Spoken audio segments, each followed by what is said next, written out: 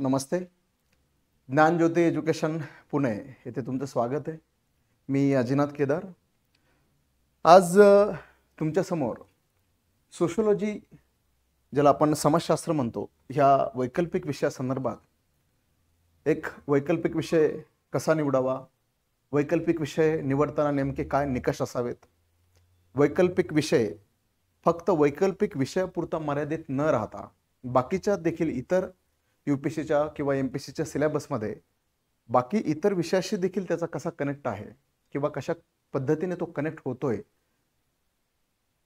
कोणताही वैकल्पिक विषय घेताना त्याला आपण ज्यावेळेस असा विचार करतो की हा वैकल्पिक विषय फक्त त्या वैकल्पिक विषयाला अलॉट केलेला जो काही स्कोअर आहे किंवा जे काही वेटेज आहे त्याच्या पुरता मर्यादित न राहता तुम्हाला त्याचा मुख्य परीक्षेला बाकी विषयाशी तर फायदा आहेच, पण इंटरव्ह्यूला सुद्धा कसा फायदा होईल, ह्या अशा वेगवेगळ्या पद्धतीने म्हणजे वैकल्पिक विषय निवडणं हा तुमच्या स्पर्धा परीक्षेतला किंवा वर्णनात्मक परीक्षा ज्या पद्धतीने परीक्षा पद्धती ह्या 2025 मध्ये सुरू होतीये, तर त्याच्यासाठी सगळ्यात मोठा आणि एक डिसिसिव्ह मुद्दा आहे. कारण की हा मुद्दा इतका महत्त्वाचा आहे कारण की ह्या मुद्द्यावर तुमचं एक पूर्णतः पुढची जी काही तयारी आहे, मुख्य परीक्षेची तयारी किंवा आता प्रिलिमला जवळपास आज मागच्या 28 तारखेपासून ते 28 सप्टेंबरपर्यंत शार्प 6 महिने उरलेले आहेत. त्यामुळं आत्ता ह्या घडीला तुमचे पुढचे 1, 2 ते 3 महिने, 3 महिन्यामध्ये किंवा 90 दिवसामध्ये एक ऑप्शनल खूप चांगल्या पद्धतीने तुम्ही कशा पद्धतीने संपू शकता. मग अशा गोष्टीसाठी नेमका ऑप्शनल म्हणून नेमका कोणता घ्यावा, कसा घ्यावा, त्याची निवड कशी करावी, तर हे सांगण्यासाठी मी अजिनाथ केदार, सोशिओलॉजीचे फॅकल्टी आहे ज्ञानज्योतीमध्ये, ते सांगण्यासाठी मी तुमच्यासमोर उभा आहे.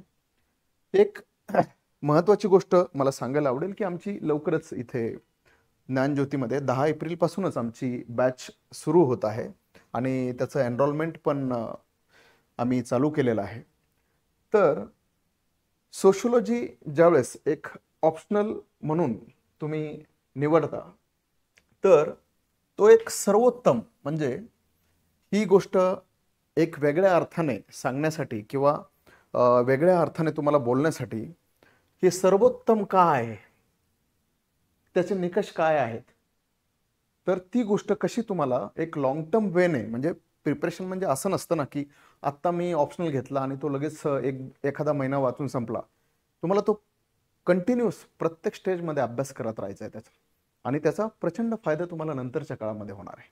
एक नेहमी गोष्ट लक्षात ठेवायची की हा तुम्हाला ही जी काय निवड आहे ती फायनली ज्यावेळेस तुमचा रँक येईल किंवा तुम्हाला चांगल्या पद्धतीची पोस्ट मिळेल, तर त्यावेळेस ज्यावेळेस मागं वळून तुम्ही पाहताल त्यावेळेस तुम्हाला असं वाटलं पाहिजे की नाही, मी ह्या विषयाची निवड करून अतिशय माझं एक योग्य डिसिजन होतं आणि तो सर्वच माझ्या ओव्हरऑल प्रिपरेशनमध्ये सर्वोत्तम पद्धतीने मला साथ दिली.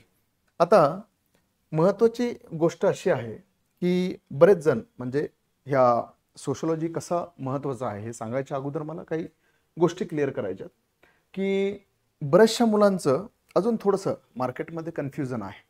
कन्फ्युजन म्हणजे कोणत्या पद्धतीचं आहे की आता जसं ऑब्जेक्टिव्ह पॅटर्नमधून डिस्क्रिप्टिव्ह पॅटर्न किंवा वर्णनात्मक पद्धतीने अभ्यास करण्यासाठी एक मेंटली तयार राहणं किंवा आपण स्वतः सायकोलॉजिकल जो प्रिपेअर्डनेस असतो, तर त्या संदर्भात सुद्धा आपल्याला एक कणखर पद्धतीने लवकरात लवकर निर्णय घेऊन कामाला लागणं हे अतिशय गरजेचं आहे. कारण की हे 3 महिने गेल्यानंतर परत तुम्ही कितीही उशिराने जागे झाले तरी पण डिस्क्रिप्टिव्ह पॅटर्नसाठी फायदा होणार नाही 2025च्या. ओके, त्याच्यासाठी लवकरात लवकर आत्ता डिसिजन घेणं का गरजेचं आहे, कारण की बरेचशे मुलांचं मी असं पाहतो किंवा मुलांशी चर्चा केल्यानंतर माझं असं लक्षात येतं की काही मुलांना असं वाटतं की नाही नाही नाही ह्या वर्षी आपण जरा प्रयोग करून पाहू आणि फक्त आपलं कंबाईनवरच फोकस करू. माझं वैयक्तिक त्या सर्वांना सांगणं राहील की एक लक्षात ठेवा, ज्या वेळेस एखादी स्कीम ऑफ एक्झामिनेशन जी असते चेंज होते किंवा पॅटर्न चेंज होतो किंवा सिलेबस चेंज होतो, त्याच्यामध्ये सगळ्यात मोठी सुवर्ण संधी तुमच्यासाठी दडलेली असते. कोणत्या अर्थाने दडलेली असते की एकतर पॅटर्न तुम्हाला एकट्यालाच नाही, तुमच्यासारख्या बाकीच्या सर्वांनाच तो नवीनच असतो. आता याच्यामध्ये बऱ्याच वेळा कॉम्पिटिशन ही सुरुवातीला कमी असणार आहे. म्हणजे तुम्हीच स्वतःच पाहता की ऑब्जेक्टिव्ह पॅटर्नसाठी प्रचंड प्रमाणात क्राऊड आहे आणि प्रत्येक एक्झामसाठी सुद्धा अगदी क्लर्क एक्झामपासून ते DC DYSP पर्यंत सगळ्याच गोष्टीसाठी प्रचंड क्राऊड होता आतापर्यंत. पण तोच क्राऊड हा जसं वर्णनात्मक पद्धतीने परीक्षा घेण्याचं राज्य सरकारने ठरवलं, तिथं मात्र हा क्राऊड कमी झालेला आहे. मग याच्यामध्ये तुम्हाला एक कुठंतरी सुवर्ण संधी दडलेली आहे. आता ती सुवर्ण संधी कशा पद्धतीने टॅप करायची का, कारण की वेळेचं गणित लक्षात घ्यावं लागेल. मग त्या वेळेच्या गणितामध्ये, तुमच्या ठरवलेल्या वेळेच्या गणितामध्ये ऑप्शनलची तयारी आत्ताच बसणं गरजेचं आहे. आणि त्याच्यासाठी लवकरात लवकर मी कोणत्याही पद्धतीने पोस्टपोन आत्ताच जर का ह्या ऑप्शनलची तयारीची जी निर्णय क्षमता आहे जर का तुमची इथं वीक राहिली तर त्याचा फटका तुम्हाला नंतर बसाल. त्याच्यामुळं एक नेहमी लक्षात ठेवायचं की ही ऑप्शनलचा जो काही तयारीचा टप्पा आहे तो आत्तापासून सुरू करणं अतिशय गरजेचं आहे. आता मग जे आपण सुरुवात केली होती की त्याच्यामध्ये सर्वोत्तम ऑप्शनल कोणत्या अर्थाने, तर आता मी तुम्हाला थोडंसं स्कोरिंग वाईज सांगतो. म्हणजे कसं की ज्यावेळेस तुम्ही फक्त स्कोरिंगचा असा विचार करता तर त्यावेळेस बऱ्याच वेळा मला काय आवडतं त्याच्यापेक्षा तुम्हाला जे आवडतं त्याच्यामधून तुम्हाला चांगला स्कोर येणार आहे का, कारण की तुमचा स्कोर तुमचा रँक डिफाईन करतो. ओके, त्यामुळं हे नेहमी लक्षात ठेवायचं की आधी आपण स्कोरचं गणित कसं नेमकं सोशोलॉजीमुळं सर्वोत्तम पद्धतीने तुम्हाला तो ऑप्शनल घेण्यासाठी मदत करतात ते आपण सुरुवातीला पाहू. आयोगाने दिलेल्या वेटेजनुसार सोशोलॉजीला एक ज्याला म्हणतो आपण पेपर 1 आणि पेपर 2, तर पेपर 1 ला असतात 250 मार्क आणि पेपर 2 ला असतात 250 मार्क आणि दोघांचे मिळून आपण 500 मार्क. ओके, हे एक बेसिक लेवलला सांगतो. म्हणजे कसं की ज्यावेळेस म्हणजे आपण एखादा ऑप्शनल घेतो तर त्यावेळेस ज्यावेळेस त्याला 500 मार्क असतात आणि ज्यावेळेस पेपर 1 ला 250 आणि पेपर 2 ला 250, तर प्रत्येक पेपरमध्ये आपल्याला ॲव्हरेज अबोव स्कोर घेणं गरजेचं असतं. ॲव्हरेज म्हणजे काय, एक समजा ज्यावेळेस आपण असं म्हणतो की 50% पेक्षा जास्त स्कोर घेणं अपेक्षित आहे. म्हणजे समजा जर का 500चं 50% 250 आणि त्याच्याही पेक्षा जास्त, म्हणजे काही मुलांना एक 280 मार्क पडू शकतात, काही मुलांना 300 मार्क पडू शकतात. म्हणजे काय की ॲव्हरेज अबोव स्कोर आल्यानंतर तुम्ही रँक काढता. तुम्हाला क्लास 1 पदामध्ये म्हणजे DC DYSP किंवा IAS IPS ही पदं घेणं सोपं होऊन जातं, कारण की ऑप्शनलचा जो स्कोर आहे हा तुमचा रँक उचलण्यासाठी खूप महत्त्वाचा असतो. त्याच्यामुळे तो रँक उचलणं किंवा एक चांगल्या पद्धतीने ऑप्शनलचा स्कोर चांगला असला आणि दुसरीकडे GSला जरी एखाद्या विषयात थोडेफार कमी मार्क आले, नॉट नेसेसरी, बऱ्याच वेळा तुम्ही असं पाहत असताल की 4 GS आहेत आपल्याला, प्रत्येक GS मध्ये सगळीकडेच मला फुल मार्क आहेत चांगले असं कधी होत नाही. एखाद्या GS मध्ये कमी जास्त होऊ शकतात, प्रत्येकाच्या प्रिपेअर्डनेस लेवलवर असतं ते म्हणा. तर अशा वेळेस नेमका आपल्याला जर का इथे चांगला स्कोर असला तर तुम्हाला तो GSला कमी पडलेला स्कोर उचलण्यासाठी तुम्हाला इथे फायदा होतो. ओके, त्याच्यामुळे नेहमी लक्षात ठेवायचं की इथे सोशोलॉजीला 500 पैकी टॉपचा स्कोर म्हणजे 280 ते 300च्या रेंजमध्ये किंवा इवन दो कधी कधी तुम्हाला 310 सुद्धा मार्क पडू शकतात. ते पूर्णतः तुम्ही कशा पद्धतीने रिव्हिजन करता, कशा पद्धतीने त्याची तयारी करता, स्वतःचं मटेरियल कसं काढता, टेस्ट सिरीज फॉलो करून आन्सर रायटिंग स्किल तुमचं जे आहे दोन्ही लँग्वेजमध्ये, मराठी लँग्वेजमध्ये, इंग्लिश लँग्वेजमध्ये, आमच्या इथे म्हणजे ज्ञानज्योती एज्युकेशनमध्ये दोन्ही प्रकारे मराठी मीडियममधून पण तुमची तयारी करून घेतली जाते आणि इंग्लिश मीडियममधून पण तयारी करून घेतली जाते. आता मुद्दा सगळ्यात महत्त्वाचा एकच आहे की पेपर 1 असो किंवा पेपर 2 असो, दोन्हीमध्ये तुम्हाला ॲव्हरेज अबोव जर का चांगले मिळाले मार्क्स तर तुम्हाला 280 किंवा टॉपचा स्कोर म्हणजे 300 किंवा 300+ सुद्धा स्कोर घेता येतो. आता प्रश्नपत्रिकेच्या स्वरूपावरून म्हणजे याच्या अगोदरचे जे काही पेपर आहेत UPSCचे म्हणा किंवा MPSCचे, आता मागच्या काही वर्षामध्ये MPSC जरी ऑब्जेक्टिव्ह असली तरी पण त्याच्या अगोदर मात्र MPSCमध्ये UPSCचाच पॅटर्न होता. काही तांत्रिक अडचणीमुळे किंवा काही विद्यार्थ्यांमधल्या असंतोषामुळे त्याचं पारदर्शकतेमुळे सुद्धा बरेचसे डिसिजन चेंज झाले होते गव्हर्नमेंटचे आणि नंतर ऑब्जेक्टिव्ह आलं होतं. पण अगोदर मात्र तोच पॅटर्न होता UPSCचा महाराष्ट्रामध्ये सुद्धा.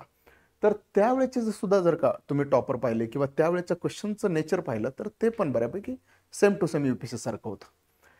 आता महत्त्वाची गोष्ट आहे की हा सोशोलॉजीचा जो सब्जेक्ट आहे ज्यावेळेस तुम्ही इथं घेता तर त्यावेळेस तो एसएला कसा फायदेशीर ठरतो, तो GS1 ला कसा फायदेशीर ठरतो, तो इथिक्सला कसा फायदेशीर ठरतो, तो इंटरव्ह्यूला सुद्धा कसा फायदेशीर ठरतो हे आपल्याला पाहायचं आहे.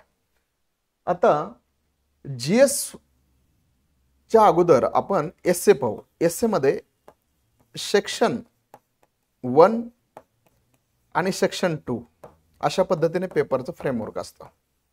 ओके, आता ह्या एसए 1 मधल्या सेक्शन आपलं एसए मध्ये सेक्शन 1 मध्ये नेहमी बऱ्यापैकी फिलॉसॉफिकल किंवा स्पिरिच्युअल अंडरस्टँडिंग असलेले टॉपिक असतात जनरली. आणि सेक्शन 2 मध्ये जनरली सोशोलॉजिकल किंवा सोशल म्हटलं तरी चालेल. ओके, सोशल आणि सोशोलॉजिकल याच्यामध्ये थोडासा फरक आहे, ते आपण नंतरच्या लेक्चरमध्ये पाहू.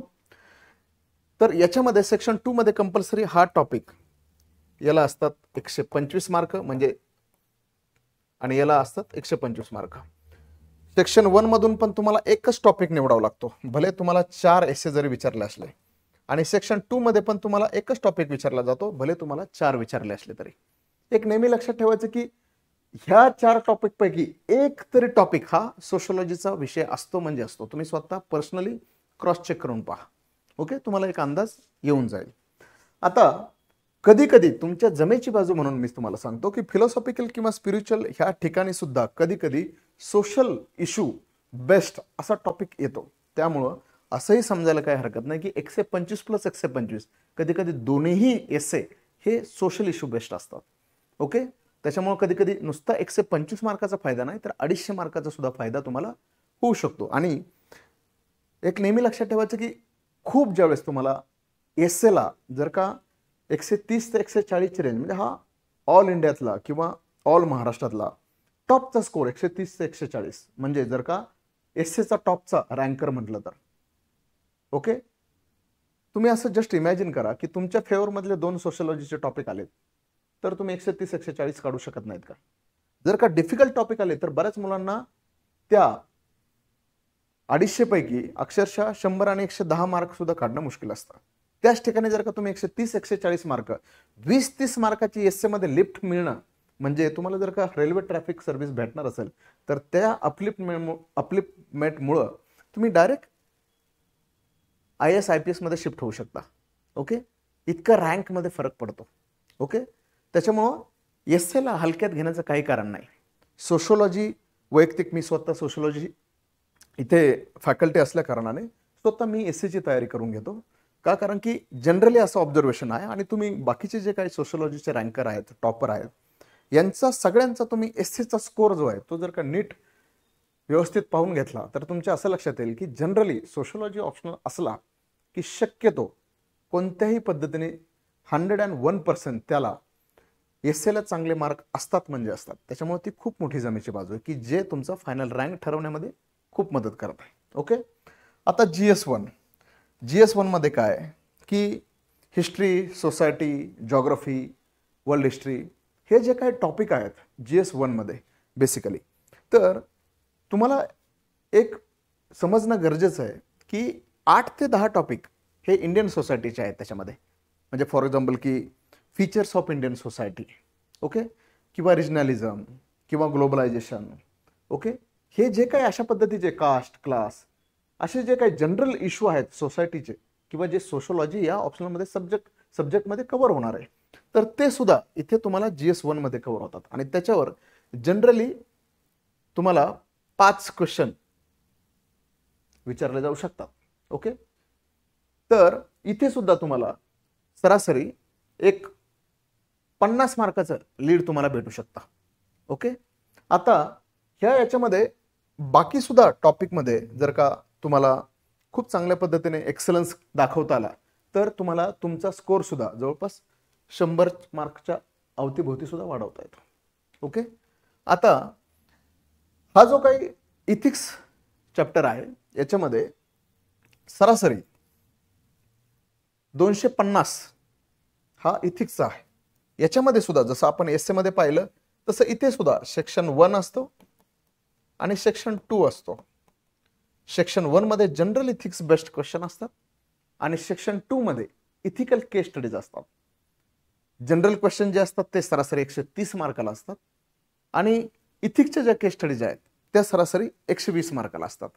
म्हणजे 20 मार्काला एक केस स्टडीज, अशा जवळपास 6 केस स्टडीज तुम्हाला विचारल्या जातात. आता महत्त्वाची गोष्ट म्हणजे काय की तुम्हाला एक उदाहरण देतो मी की तुम्हाला एक समजून जाईल की कशा पद्धतीने तुम्हाला इथिक्सचा आणि सोशोलॉजीचा खूप जवळचा संबंध आहे. म्हणजे कोणताही सोशल इश्यू बेस्ड तुम्ही एखादा टॉपिक पाहिला तर इथिक्समध्ये देखील त्याला फक्त एक ज्याला आपण मराठीमध्ये नैतिकतेची किनार शोधली जाते.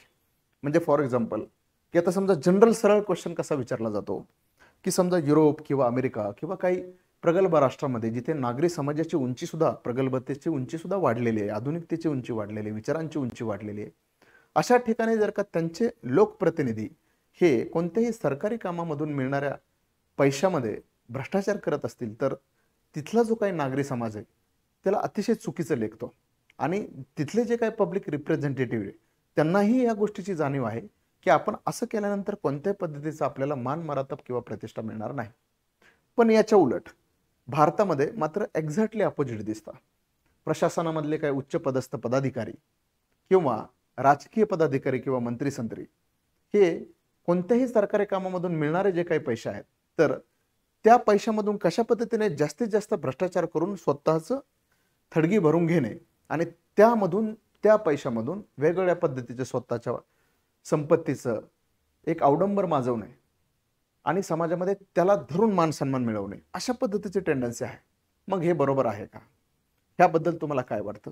आता मला सांगा, हा जो काही इश्यू आहे भ्रष्टाचाराचा असो, लोकांच्या वागण्या बोलण्याचा असो, सामाजिक नैतिकतेचा असो, राजकीय नैतिकतेचा असो, याला सोशलॉजीची किनार नाही असं वाटतं का तुम्हाला? सोशल इश्यूज आहेत फक्त सगळे आणि त्या सोशल इश्यूजला फक्त नैतिकतेची किनार धरून क्वेश्चन विचारला जातो. ओके, असे त्या 130च्या वेटेजमध्ये बरेचसे क्वेश्चन असतात. ओके, आता दुसरं केस स्टडीज. केस स्टडीजमध्ये सरासरी मी तुम्हाला म्हटलं की केस स्टडीजमध्ये 20x6 हे इथं 130 फक्त नॉर्मल. हे 120 जे काही गुण आहेत त्या 20 पैकी असे 3 ते 4 केस स्टडीज ह्या जनरली, आता तुम्ही रिसेंटली पाहिलं असेल की नॉर्थ ईस्टमध्ये तिथे कुकी आणि मैती अशा दोन इथनिक कन्फ्लिक्ट झाला तिथं एक प्रकारे. तर तिथं प्रचंड एक व्हायलन्स झाला, इथनिक व्हायलन्स म्हणतो आपण त्याला. तर तुम्हाला केस स्टडीजमध्ये असं विचारलं जातं की सपोज तुम्ही एका नॉर्थ ईस्टच्या राज्यामध्ये IPSची सर्व्हिस करतायत आणि तुम्ही एका तिथल्या जिल्ह्याचे SP आहात. तुमच्या जिल्ह्यामध्ये दोन्हीही कम्युनिटीचे लोक राहतात. ओके, आता अशा वेळेस जर का तिथे कोणत्या ना कोणत्या प्रकारे तुमचे सबऑर्डिनेट ऑफिसर काही फायनान्शियल बार्गेनिंगसाठी किंवा काही फॉरेनर्स इनिमी कंट्रीजने फूस लावून दिली किंवा पैशाचा आमिष दाखवून काही लोक कायदा आणि सुव्यवस्था ही कोणत्या ना कोणत्या पद्धतीने डिस्टर्ब व्हावी असेच प्रयत्न करतायत असं तुमच्या निदर्शनास आलं आणि ते तुमचे सबऑर्डिनेट ऑफिसर आहेत, अशा वेळेस तुम्ही काय कराल त्या जिल्ह्याचे SP म्हणून? अशा पद्धतीचा प्रश्न आहे. आता मला सांगा, ज्यांना कास्ट कळते, ज्यांना कम्युनिटी कळते, ज्यांना व्हायलन्स कळतो, ज्यांना समाज कळतो, ज्यांना त्या समाजातल्या एक वेगवेगळ्या ॲस्पिरेशन्स कळतात, तर एक तुम्ही ज्यावेळेस तुम्ही SP म्हणून तिथे जाता तर तुमच्या ह्या गोष्टी चांगल्या पद्धतीने लक्षात येणार नाहीत का? ओके, मग असा प्रश्न ज्यावेळेस विचारला जातो, मला सांगा, जर का सोसायटीचं तुम्ही ज्या समाजामध्ये राहतायत त्या समाजाचं खूप चांगलं अंडरस्टँडिंग तुम्हाला जर का असेल तर तुम्हाला ते लिहिणं, एक इथिकल किनार देऊन लिहिणं हे इतकं अवघड आहे का? त्याच्यामुळं सोशॉलॉजीचा प्रचंड फायदा हा इथिक्समध्ये होतो. ओके, म्हणजे केस स्टडीजमध्ये 3 ते 4 केस स्टडीज अशा असतातच असतात आणि जनरल जे काही स्ट्रेट फॉरवर्ड क्वेश्चन आहेत 130 मार्काचे त्याच्यामध्ये पण पर क्वेश्चन जनरली 10 मार्काला असतो. तर तिथेही सुद्धा अशाच पद्धतीचे इथिक्सची किनार असलेले मात्र सोशल इश्यू असणारे असे प्रश्न विचारले जातात की जे मार्क घेण्यासाठी खूप सोपे असतात. त्याच्यामुळं असं म्हटलं तरी चालेल, जवळपास इथिक्सच्या 250 पैकी जवळपास 100 ते 150 मार्काचा फायदा हा फक्त तुम्हाला सोशलॉजीच्या टॉपिकमुळं होऊ शकतो. ओके, तुम्ही प्रिव्हियस इयर क्वेश्चन काढून पहा, त्याच्यातून अंदाज तुम्हालाच येईल की मला याचा फायदा होतोय की नाही. आता तुम्हाला मी हे जे सांगायचो राहून गेलो, एस्सेमध्ये 2024 मध्ये टॉपिक कोणता विचारलाय माहिती आहे की सध्याच्या काळामध्ये तरुणांमध्ये आणि युवकांमध्ये फोमो खूप वाढतोय. फोमो म्हणजे काय? फिअर ऑफ मुव्हिंग आउट, एक एक्सक्लुजनची भावना किंवा बाजूला पडल्याची भावना, एकटेपणाची भावना.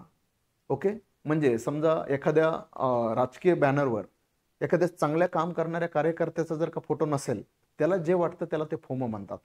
किंवा एखाद्याला शुभेच्छा देताना किंवा एखादा फोटो काढताना किंवा कुठेही काम करत असताना एखाद्या व्यक्तीला इतका एकटेपणा वाढलेला असतो की त्याला असं वाटतं की यार मी एकटा आहे. बाकीच्या सायन्स अँड टेक्नॉलॉजीचे टूल्स जसे वाढलेत, जसं व्हर्च्युअल वर्ल्ड वाढलं, जसं आपण एक वेगळ्या प्रकारे ऑनलाईन गोष्टी खूप जास्त करायला लागलो. Okay, direct one two one contact असतो पर्सनल लेवलला, तो कमी कमी होत चालला. तर जसं जसं व्हर्च्युअल वर्ल्ड वाढत गेलं तसं तसं इमोशनल लेवलला लोकांमध्ये फोमोचं प्रमाण प्रचंड वाढलं. ओके, आता याच्यावर एस्से लिहायला सांगितलं होतं. मला सांगा, आता याच्यामध्ये सोशल काहीच किनार नाही का दिसत तुम्हाला? 125 मार्काचा एस्से 2024च्या UPSCच्या मेनला विचारलाय. तात्पर्य काय? तुमचं जर का ऑब्झर्वेशन क्लिअर असेल तुमच्या अवतीभोवती घडणाऱ्या सोसायटीबद्दल, तर तुम्हाला ती गोष्ट कॅच करता येणं अवघड आहे का? ओके, अतिशय सोपी गोष्ट आहे. त्याच्यामुळं ह्या गोष्टीचा आणि सोशलॉजीचा प्रचंड संबंध आहे. ओके, एस्से आणि सोशलॉजीचा. आता सगळ्यात मेजर पार्ट जो कोणता राहिला आहे तो म्हणजे इंटरव्ह्यू. आता एक गोष्ट नेहमी लक्षात ठेवायची की इंटरव्ह्यू हा एका वेगळ्या उंचीने, किंवा जर का तुम्ही पाहिलं की इंटरव्ह्यूचं जे काही वेटेज आहे ते 275 आहे. 275च्या स्कोरिंगमधून सरासरी काही काही विद्यार्थ्यांना 210, 190, 185, काही माझ्या जवळच्या मित्रांना 185, 86 असे स्कोर मिळालेला आहे. तात्पर्य काय की असं कधीच होत नाही जनरली की जे काही 4-5 पॅनल मेंबर असतात आणि जे काही चेअरपर्सन असतात, तुम्ही ज्या भागातून आलेले आहेत, आता समजा फॉर एक्झाम्पल की मी मराठवाड्यामधून आलोय, मी बीडमधून आलोय, तर आमच्या बीडमध्ये ज्या पद्धतीची, सध्या तर बीड खूप वेगळ्या अर्थाने गाजते महाराष्ट्रामध्ये, तर जर का तुम्ही इंटरव्ह्यूला गेलात आणि तुमचं एरिया बीड आहे, तर तुम्हाला त्या गोष्टीला धरून तिथले काही सामाजिक प्रॉब्लेम आहेत. ओके, काही कास्ट इश्यू आहेत, कास्ट कन्फ्लिक्ट आहेत काही. ओके, तिथे जॉग्राफिकल टेरेनचा काही मुद्दा आहे, दुष्काळाची समस्या आहे, ऊसतोड कामगारांची समस्या आहे. अशा पद्धतीने तुम्हाला तिथली जी काही सोसायटी आहे त्या सोसायटीला धरून काही प्रश्न विचारले जातात. असं कधी होत नाही की तुम्ही राहताय ज्या सोसायटीमध्ये ते सोडून उगाच तुम्हाला युनिव्हर्स काहीतरी आकाशगंगेचे प्रश्न विचारत राहिलेत पॅनल मेंबर, असं कधीच होणार नाही. आणि एक नेहमी लक्षात ठेवायचं की ज्याला एक सोशल सेन्स, आणि मी मग म्हटलं ना की सोशलॉजिकल सेन्स, याच्यामधला फरक मी तुम्हाला सांगतो. सोशल म्हणजे जनरली सोसायटीमध्ये दिसणाऱ्या गोष्टी आणि तुम्हाला जे काही वाटतं ते सोशल. सोशल लॉजिकल म्हणजे काय की लक्षात ठेवा की सोसायटी, सोशो म्हणजे सोसायटी आणि लॉजी म्हणजे स्टडी. सोशोलॉजी अभ्यासपूर्वक अभ्यास करणे समाजाचा, याला आपण सोशोलॉजिकल म्हणतो. तर जर का तुम्ही अभ्यासपूर्वक समाजाचा अभ्यास केला, ओके, सोशोलॉजिकली अभ्यास केला, तर तुम्हाला बारीक नुआन्सेस कळतात. त्यामुळं कधी कधी पाहिलं असेल तुम्ही, थोडीशी कमी वयाची किंवा काही काही मुलं ज्यावेळेस इंटरव्ह्यूला जातात तर त्यांना ज्यावेळेस काही प्रश्न विचारले जातात त्यावेळेस ते खूप असे आदर्शवादी उत्तरं देतात. आणि एक नेहमी लक्षात ठेवायचं की इंटरव्ह्यूला 2 प्रकारची उत्तरं असतात. एक म्हणजे आदर्शवादी, म्हणजे काय की प्रत्येक गोष्टीला म्हणजे अति होप, अति युटोपियन अशा पद्धतीने काहीतरी सांगायचा प्रयत्न करायचा. आणि दुसरं जे काही आन्सर असतं की ज्याला खूप चांगल्या अर्थाने तुम्हाला मार्क मिळू शकतात, तर ते म्हणजे वास्तववादी. म्हणजे काय की आदर्शवादामध्ये काय असतं की कसे असायला हवे जगामध्ये, जग किती सुंदर आहे, हे असं घडलेलं नाही, जातीभेद केलाच नाही पाहिजे. ओके, पण जर वास्तववादी उत्तर दिलं तुम्ही, तर तुम्ही असं सांगू शकता की नाही सर, काही काही परंपरेमधून काही काही गोष्टी एखाद्या जातीमध्ये येतात, त्या जातीमध्ये अशा अशा गोष्टी आहेत, त्या गोष्टीला धरून आपल्याला असं असं हँडल करणं गरजेचं आहे. मग त्या गोष्टी, त्यांची हिंसा कमी होणं गरजेचं आहे, त्यांच्या मनभेद व्यवस्थित करणं गरजेचं आहे. राजकीय लेवलला देखील काही सर्टन पॉलिटिकल लीडरची हेल्प घेऊन त्या सोसायटीमध्ये होणारा एक ताणतणाव कमी करणं गरजेचं आहे, एक सद्भावना रॅली काढणं गरजेचं आहे. मग ह्या सगळ्या ज्या काही गोष्टी आहेत ह्या तुम्ही जर का अशा पद्धतीने इंटरव्ह्यूला वास्तववादी उत्तरं दिली तर तुम्हाला प्रचंड फायदा होतो. ओके, त्यामुळे लक्षात ठेवायचं की इंटरव्ह्यूची स्टेज असो, एस-एसचा असो, GS1चा पेपर असो, इथिक्सचा पेपर असो किंवा सोशलॉजीचा पेपर असो, प्रत्येक ठिकाणी तुम्हाला कंपल्सरी फायदा होतो म्हणजे होतो.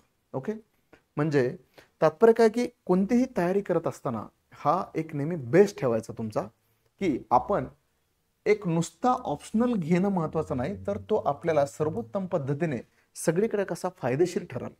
कारण की फायदाच नाही झाला त्या ऑप्शनलचा सगळीकडे, मग तो सर्वोत्तम कसा ठरेल. ओके, त्यामुळं लक्षात एकच गोष्ट ठेवायची, काही झालं तरी पण मी हा सब्जेक्ट घेतोय तर मला त्याचा पुढच्या वेळेत कोणकोणत्या गोष्टीमध्ये फायदा होईल. ओके, याचं गणित योग्य वेळी कळणं गरजेचं आहे. आता काही गोष्टी मी तुम्हाला एक ज्याला म्हणतो ना की ज्यावेळेस सोशलॉजी घेण्याचे काही फायदे असतात, मग ते फायदे कोणते आहेत? दररोजच्या जीवनातील विषयाशी संपर्क. असं कधी न्यूजपेपरमध्ये एखादा दिवस किंवा बातम्यांचा एखादा दिवस किंवा तुमच्या अवतीभोवती तुमचं रस्त्याने चालताना सुद्धा सामाजिक जे काही निरीक्षण असतं त्याच्यामध्ये तुम्हाला असं जाणवत असेल की समाजशास्त्राचं आणि तुम्हाला अवतीभोवती जे काही जग दिसतं, जसं मी माझा तुम्हाला फोमो म्हटलं, म्हणजे आता तुम्ही रिसेंटली वाचलं असेल की महाराष्ट्रामध्ये 18% डिवोर्स हे सध्या मोबाईलमुळे होत आहे. ओके, म्हणजे अविश्वासाचा किंवा ट्रस्ट इश्यू इतके तयार झालेले आहेत. मोबाईल कशा पद्धतीने तुम्ही नुसता वापरता याच्यावरनं. ओके, तर त्याचे रिपोर्ट आलेले आहेत काही इन्स्टिट्यूशनने. संपूर्ण भारतामध्ये 18% हे हायेस्ट पर्सेंटेज आहे की मोबाईलच्या वापरामुळे होणारे डिवोर्स. ओके, म्हणजे काय सायन्स टेक्नॉलॉजी आणि सोशल चेंज किंवा सायन्स टेक्नॉलॉजी आणि मॅरेज इन्स्टिट्यूशनमध्ये होणारे बदल किंवा फॅमिली इन्स्टिट्यूशनमध्ये होणारे बदल, ज्याला आपण कुटुंब संस्था म्हणतो, ज्याला आपण विवाह संस्था म्हणतो. ओके, त्याच्यामुळं ह्या दररोजच्या घडामोडी ज्या आहेत तशाच पद्धतीचे क्वेश्चन तुम्हाला विचारले जातात. त्याच्यामुळे दैनंदिन जीवनामध्ये तुम्हाला कधीही असं वाटणार नाही की अरे हा काहीतरी वेगळा सब्जेक्ट आहे आणि आता मला काही कळत नाहीये. ओके, सतत तुम्हाला एक लाईव्हनेस फील होतो. हे जसं मी आता म्हटलं की बाबा तुमच्या अवतीभोवती दिसणाऱ्या जाती, त्यांची वागणं किंवा धर्माचा रोल किंवा एखादी पॉलिटिकल पार्टी कशा पद्धतीने धर्माचा वापर करते किंवा संस्कृतीच्या नावाखाली सुद्धा कसा धर्म वर्क करतोय. ओके, किंवा लोकांची धार्मिक ही गरज काय आहे, धर्म असणं ही गरज काय आहे, सोशल सॉलिडॅरिटी ज्याला आपण सामाजिक एकता म्हणतो, तर त्याचा आणि धर्माचा काय संबंध आहे. ओके, याच्याबद्दल मॅक्स वेबरने काय म्हटलंय, कार्ल मार्क्स तर म्हणे की धर्म ही अफूची गोळी आहे, त्याच्या समोर बऱ्याच वेळा विकास वगैरे असल्या गोष्टी दिसत नाहीत, ग्रोथ दिसत नाही. ओके, बऱ्याच वेळा काही लोक ब्लाइंड असतात धर्माच्या बाबतीत. ओके, मग ह्या सगळ्या गोष्टी फंडामेंटलिझम, मूलतत्ववादी. ओके, काही लोक खूप एक्स्ट्रीमिस्ट पण असतात. ओके, म्हणजे ह्या सगळ्या टेंडन्सी ज्या आहेत ह्या तुम्हाला दररोज दिवसाआड सगळीकडे पाहायला भेटतात. ओके, त्याच्यामुळे हे सगळं तुम्हाला कनेक्ट होतं इथे. आता हे जे काय आहे सिद्धांत आणि संकल्पना अतिशय सोपं आहेत पहा. म्हणजे काय की समजा फॉर एक्झाम्पल की तुम्हाला हे मी खाली सांगितले वर्ग संघर्ष सिद्धांत, ज्याला आपण थिअरी ऑफ क्लास स्ट्रगल म्हणतो. ओके, बऱ्याचशा मुलांना असं वाटतं की आपल्याला थिअरीज खूप अवघड जातील, संकल्पना कॉन्सेप्ट खूप अवघड असतात. काय नसतं अवघड, काय असतं अवघड. प्रत्येक सोशल सायन्समध्ये काहीतरी थिंकर असतात आणि काहीतरी त्यांनी दिलेल्या 1-2-3 थिअरी असतात. ओके, आता कार्ल मार्क्सचीच आपण एखादी थिअरी पाहू की वर्ग संघर्ष सिद्धांत. म्हणजे एक हॅव असतो, एक हॅव नॉट असतो, ज्याला आहेरे वर्ग म्हणतात आणि दुसऱ्याला नाहीरे वर्ग म्हणतात. आता हे आहेरे वर्ग आणि नाहीरे वर्ग या दोघांमधला सतत हिस्टॉरिकली म्हणजे आदिम समाजापासून सरंजामी समाजापर्यंत आणि सरंजामी समाजापासून ते भांडवलशाही समाजापर्यंत हा जो काही प्रवास आहे त्याला हिस्टॉरिकल मटेरियलिझम म्हणतात. त्यालाच आपण ऐतिहासिक भौतिकवाद म्हणतात. एकाकडे खूप काही साधन संपत्ती रिसोर्सेस आहेत आणि दुसऱ्याकडे काहीच नाहीये. ज्याच्याकडे आहे त्याला आहेरे वर्ग म्हणतात, ज्याच्याकडे नाहीये त्याला नाहीरे वर्ग म्हणतात. जोपर्यंत नाहीरे वर्गामध्ये जागृती तयार होत नाही त्याला आपण वर्ग जागृती म्हणतो. जोपर्यंत तयार होत नाही त्याला क्लास इन इट सेल्फ म्हणतात. म्हणजे की स्वतःमध्येच रममान असा वर्ग येतो. ओके, स्वतःमध्ये वर्ग म्हणतात त्याला. आणि ज्यावेळेस जागृती होते त्यावेळेस तो स्वतःसाठी वर्ग, त्यावेळेस त्याला क्लास फॉर इट सेल्फ म्हणतात. म्हणजे काय, क्लास इन इट सेल्फ पासून क्लास फॉर इट सेल्फचा प्रवास होण्यासाठी क्लास कॉन्शियसनेस गरजेचा असतो. त्यालाच आपण वर्ग जागृती म्हणतो आणि त्यालाच आपण वर्ग संघर्ष म्हणतो. ओके, म्हणजे काय की दोन गटामध्ये कुणाकडे तरी काहीतरी आहे आणि कुणाकडे तरी काहीतरी नाहीये आणि ह्या गोष्टीसाठी सतत एकमेकांमध्ये लढा होत राहतो. स्वतःच्या हक्कासाठी, स्वतःच्या चांगल्या जीवनमानासाठी, स्वतःच्या जीवनाची उंची मिळवण्यासाठी, शोषण कमी करण्यासाठी. मग हे जे काही सांगितलंय, कोणी सांगितलंय? कार्ल मार्क्सने सांगितलंय. कशातून सांगितलंय? वर्ग संघर्ष. अवघड काहीच नाहीये, फक्त ज्या पद्धतीने सोप्या पद्धतीने तुम्हाला ते कन्वे करणं गरजेचं आहे. ओके, तशाच पद्धतीने तुम्ही जर का पाहिलं की कुटुंब संस्था, लग्न संस्था, जसं मी इथं म्हटलं जाती, धर्म, सामाजिक बदल, ह्या कन्सेप्ट्स आहेत. आपण जसं बोलतो की मॅरेज म्हणजे लग्न, तर आपल्याला अवतीभोवती लग्न आणि एक अभ्यासू पद्धतीने लग्नाकडे पाहण्याची जी एक दृष्टी आहे तर ती वेगळी आहे. मग त्याच्यामध्ये आता फॉर एक्झाम्पल लग्नाच्याच बाबतीत मी तुम्हाला सांगतो की marriage in Indian context, marriage is a sacred, it's not an contract.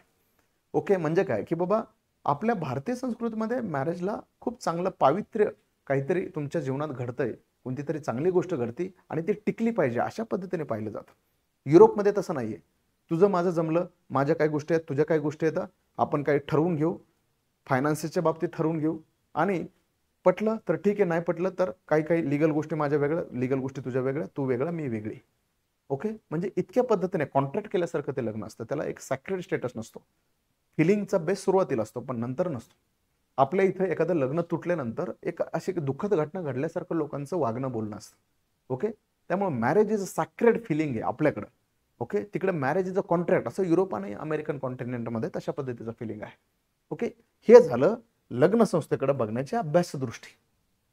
तशाच पद्धतीने कुटुंब संस्था, कुटुंबामध्ये काही वेगवेगळ्या पद्धतीने मॅट्रिलिनियल फॅमिली, पॅट्रिलिनियल फॅमिली, पुरुषसत्ताक कुटुंब, मातृसत्ताक कुटुंब, हे अभ्यास पद्धतीच्या काही संकल्पना आहेत, त्या अजिबात अवघड नाहीत. आरामात तुम्ही ते व्यवस्थित शिकू शकता. ओके, आता सोशॉलॉजी नेहमी लक्षात घ्यायचं की खूप तुम्हाला रीड करायला सोपं जातं, तुम्हाला लिहायला सोपं जातं, तुम्हाला समजायला सोपं जातं, तुम्हाला रिकॉलिंग करायला म्हणजे आठवायला सुद्धा सोपं जातं आणि रिवाइज करायला सोपं जातं.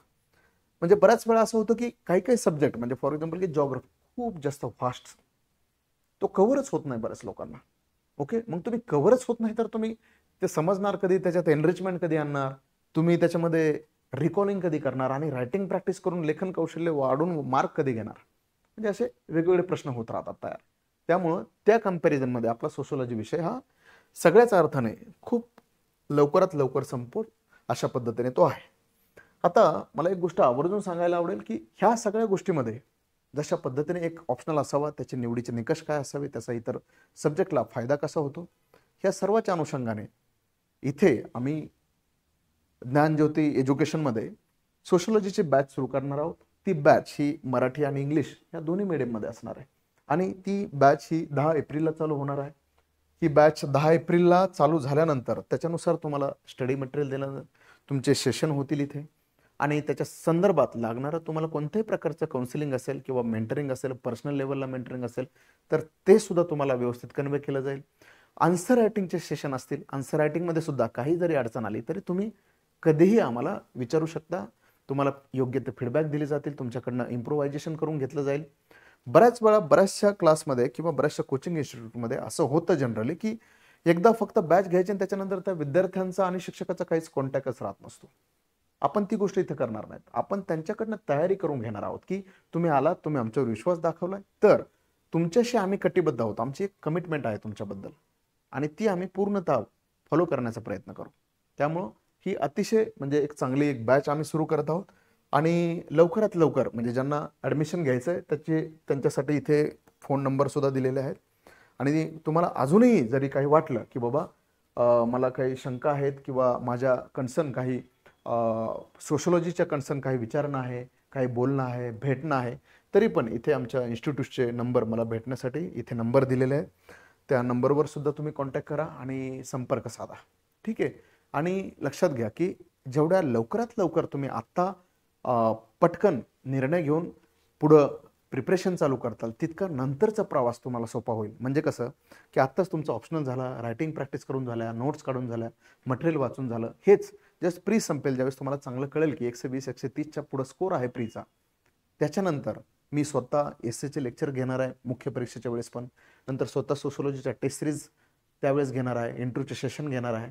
तात्पर्य काय की ह्या सगळ्या गोष्टी आपल्याला करता येतील पुढे, पण आत्ता तुम्ही जर का हे विषय कंप्लीट केले तर मुख्यच्या वेळेस तुम्हाला रिव्हिजन करायला वेळ भेटेल, कारण की बाकीचे पण 4 GS तुम्हाला कव्हर करायचे आहेत. कारण की तुम्हाला 3 ते 4 महिने भेटणार, त्याच्यात सगळा वेळ तुम्ही का ऑप्शनला देऊ शकणार नाही का, कारण की बाकीच्या मुलांचं ऑप्शनल आत्ताच कंप्लीट होणार आहे. त्यामुळे तुम्ही मागे पडू नका, कारण की आत्ता जर का तुम्ही हे पोस्टपोन केलं तर 2026 मध्ये पण प्रयोगच होईल तुमचा. 26ला लगेच माझं सिलेक्शन होईल गेलो की मी, असं कधी होत नसतं. ओके, त्यामुळं आत्तापासूनच 2025लाच कसं सिलेक्शन होईल ह्या दृष्टीनेच लवकरात लवकर कामाला लागा. ठीक आहे, चलो पुढच्या वेळेस आपण सोशॉलॉजीमध्ये 300 पेक्षा आपल्याला कशा पद्धतीने जास्त चांगला स्कोर भेटू शकतो अशा पद्धतीचं आपण एक सेशन घेणार आहे. ओके, त्याच्यासाठी स्ट्रॅटेजी काय असावी, काय केलं पाहिजे, कसं आन्सर लिहिलं पाहिजे, काय कंटेंट असलं पाहिजे, कोणत्या वेने आपण गेलो पाहिजे, किती वेळ दिला पाहिजे प्रत्येक सब्जेक्टला, कोणते टॉपिक जास्त इम्पॉर्टंट आहेत, ह्या सगळ्या गोष्टी आपण कव्हर करणार आहोत. ओके, चलो तब तक थँक्यू, नमस्ते.